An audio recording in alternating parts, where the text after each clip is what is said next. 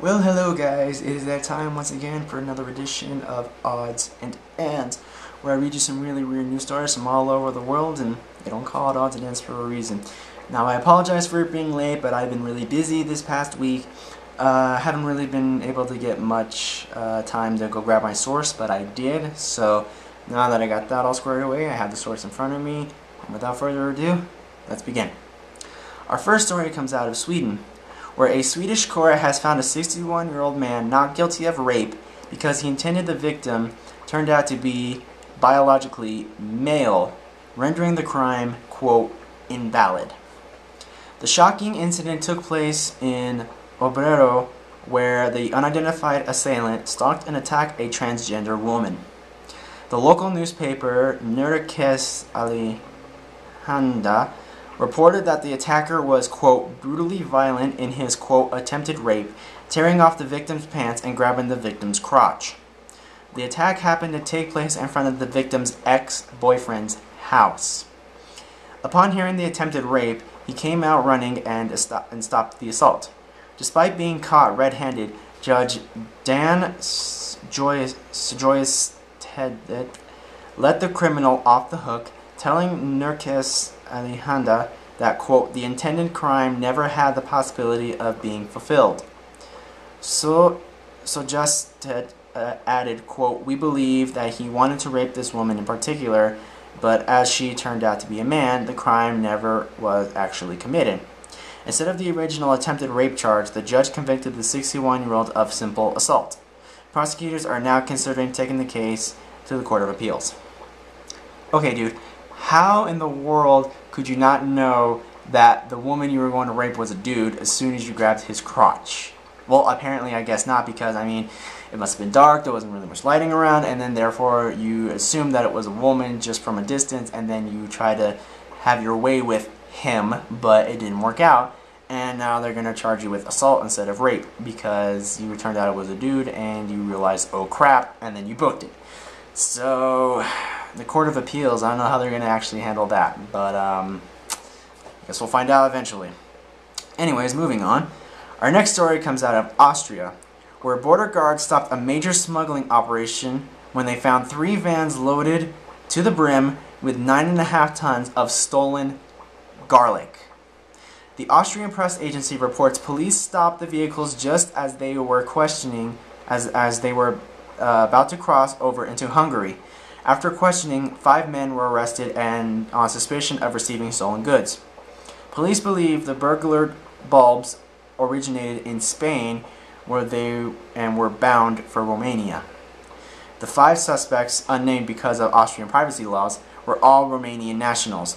APA quoted one Austrian police officer as saying the hidden cargo wasn't very well hidden, quote, all 3 vehicles really stunk like garlic, he said. Police estimate the van loads of garlic are worth 30,000 euros or $37,500 on the open market. Okay, how do you think you can smuggle 3 vans worth of garlic when garlic is one odor that is undistinguishable? Like, you can tell, like, from a mile away, it's like, garlic, huh? Good luck with that. And secondly, 30,000 euros on the open market. Who would pay for Romanian garlic? I'm guessing a lot of people, so thinking you guys could make a get-rich-quick type of ordeal, but didn't work out, because you should have thought ahead when you were going to get stopped by Border Patrol, but oh well. Moving on. Our next story comes out of Arkansas, where a woman who allegedly fled the scene of a minor traffic accident told police she only did it because she didn't want her ice cream to melt. Van Buren police say Derek Parker was stopped in the westbound turn lane of State Highway 59 North at about 6 p.m. on Sunday, July 1st, when he was rear-ended. The driver of the vehicle that struck him failed to stop, so Parker phoned police and followed the vehicle to a nearby home. Police soon arrived at the residence of Flora Burkhart and quizzed her about the hit and run. According to Fort Smith television station KHBS, Burkhart told police, quote, I left because I didn't want my ice cream to melt. She was issued a citation for following too closely and leaving the scene of an accident. Okay, that is just one lame excuse. You think that, oh, I don't want my ice cream to melt, so I'm just going to haul ass even if I take out a car in the process and might take somebody's life, and just go home just to stick it in the freezer, or it was you were eating and just and then it was like, and then you rear-ended somebody, you know? But again, that was just one lame excuse, but apparently they believed her and they just gave her a citation. I would have kind of been all puzzled about it though, but then again, I'm not an enforcer of the law, nor does it really matter. Anyways, moving on. Our last story comes out of California, where an unidentified man claiming all of Long Beach as his own by driving into the Pacific in his Nissan Maxima while loudly exclaiming, quote, this is my beach, and providing his social security number to onlookers. According to the Long Beach Press Telegram, lifeguards and police officers were called to Cherry Beach near Junipero Avenue and Ocean Boulevard around 3:30 p.m. on Friday, June 29th. Witnesses told police the man, whose name has not been released, was driving erratically around the area, claiming ownership of the beach and shouting out his social security number.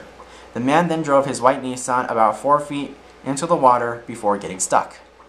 Quote, the beach was crowded, Fire Captain Rich Brandt told the Press Telegram. Quote, fortunately, no one was hurt. Witnesses say the driver and a passenger bailed out. Brandt and the passenger fled to the bluffs overlooking the beach, while the driver tried to swim deeper into the ocean. He was pulled out of the surf by lifeguards and held until police arrived.